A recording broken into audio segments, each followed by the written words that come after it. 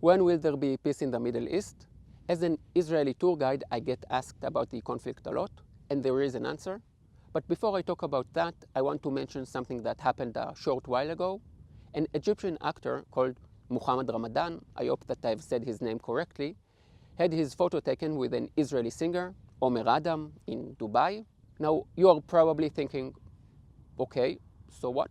Two celebrities having their photo taken together?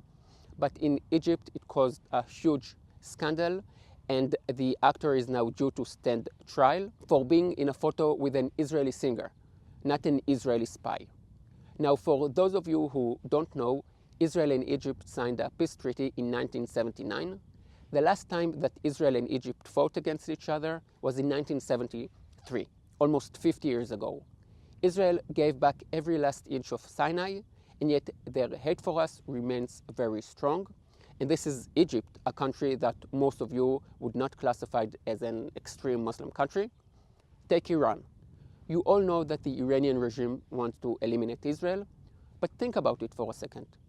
Israel and Iran are 2,000 kilometers or 1,500 miles apart. There are two countries lying in between, Jordan and Iraq. The Iranians are Muslims, but not Arabs.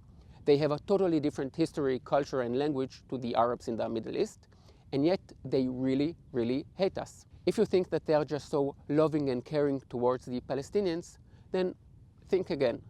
Have you seen how they treat their own people? Do you know how many Arabs have been killed by the Iranians in recent decades, in the last 40 years? More than 1 million Arabs, mostly Iraqis and Syrians. So it is not Iran's love for the Palestinians or Arabs that guide them, but rather it is pure hatred toward us Israelis. I could give you more examples involving Lebanon or Jordan, but you get the idea. It's not about the land.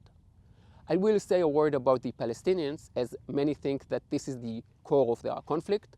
But if that were the case, and the Israeli occupation of Gaza and the West Bank were the original sin, then how do you explain the hatred that existed before 1967, before the occupation? In 1947, the United Nations said, okay, let's divide the land into a Jewish state and an Arab state. And the Arabs said no. They said no to Israel before it was even established. By the way, the UN proposed an Arab state, not a Palestinian state.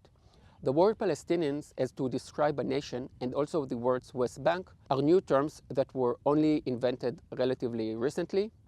I won't go too deeply into the historical details, as I've already done that in a different video that I will leave a link to up here. This video is not about the small details, but about the bigger picture that most people miss. Here is something you probably never thought about. Let's, just for a moment, fulfill all the dreams of the Palestinians and large part of the Arab world. Let's imagine that we wake up tomorrow morning and the state of Israel has gone. You know what? Let's make it even better. There aren't even any Jews anymore. Do you think that then there will be peace in the Middle East? No, there will be no peace. You hear so much about Israel in the news that when you hear about peace in the Middle East, you automatically think about Israel and its neighbors. But here's an interesting fact. Israel is responsible for about 1% of death in the Middle East. Who is responsible for the death of 99% of the Muslims? Other Muslims. The war in Syria has nothing to do with Israel. The war in Yemen has nothing to do with Israel. The fact that all Arab countries are dictatorships has nothing to do with Israel. The fact that Christians, minorities, ancient communities are being wiped out has nothing to do with Israel.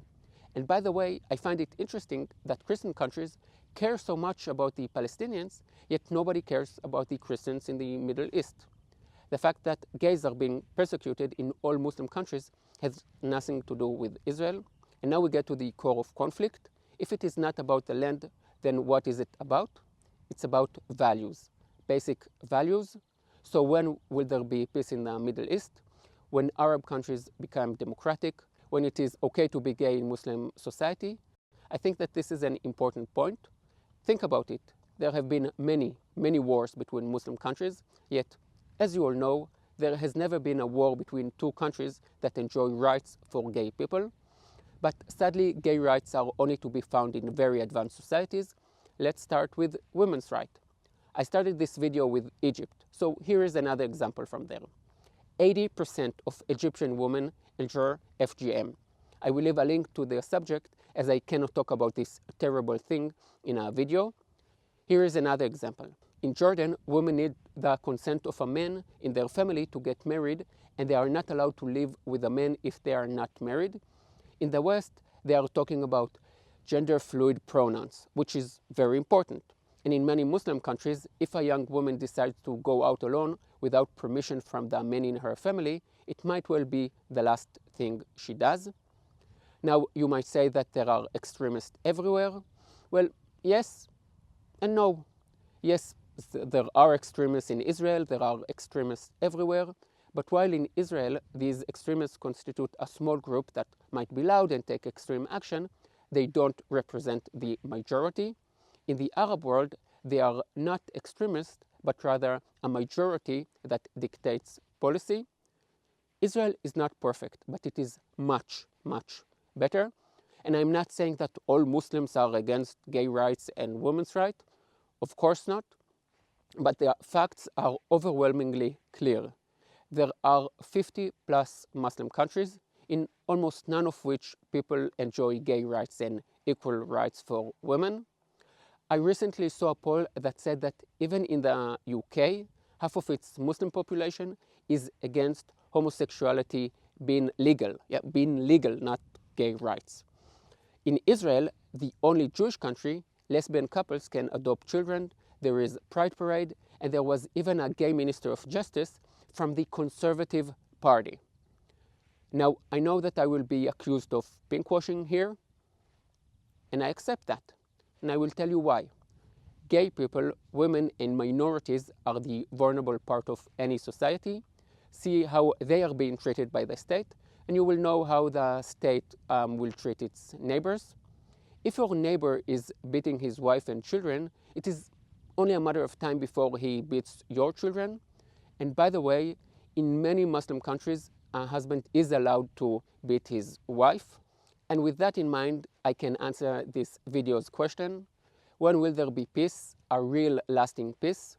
When we see free women in Egypt who can enjoy their bodies like the rest of the women in the world, like God intended them to? When there is a gay parade in Jordan? When Syria becomes a democracy? And when Christians flourish in Lebanon? Lebanon was a Christian country until a few decades ago. When Iranians are allowed to drink what they want and the women are allowed to wear what they want, when minorities feel safe in Muslim countries, then and only then there will be true peace in the Middle East. Now, as an Israeli, I really want there to be peace. As a tour guide, I think about the most interesting tour you could do, starting in Egypt, then traveling through Israel, Syria, Iraq, and Iran. This is the grand tour of ancient cultures. But although I think all Israelis want peace, and such noble dreams are all well and good, a firm grasp of reality is also very important. Just because we want peace doesn't mean that they are ready for it. Sadly, the Arab Spring has turned into a Muslim winter. Instead of the old dictatorships, they now have chaos and new dictatorships. And I forgot to introduce myself at the beginning of the video. My name is Oren, and no, I'm not a Mossad agent, and no, the Israeli government is not paying me. I don't even support Benjamin Netanyahu. Some viewers who cannot handle it when I say that democracy and human rights are not the strong side of the Muslim society may start attacking my hidden agenda. The only thing that I can be accused of, which I will accept with joy, is being a proud Zionist and a proud Israeli. Now, most of my videos are about traveling in Israel, but no matter what the topic of the video, even if I make a video about the best hostels in Tel Aviv, I get so many hateful comments blaming Israel for everything that is wrong in the Middle East that once in a while I feel the need to upload a political video like this one. But do check out my YouTube channel. There you can find a lot of information about Israel that you won't find anywhere else. Please give this video a like, subscribe to my channel, and leave a comment below if you like this video, or even if you didn't. See you in the next video. Yalla bye.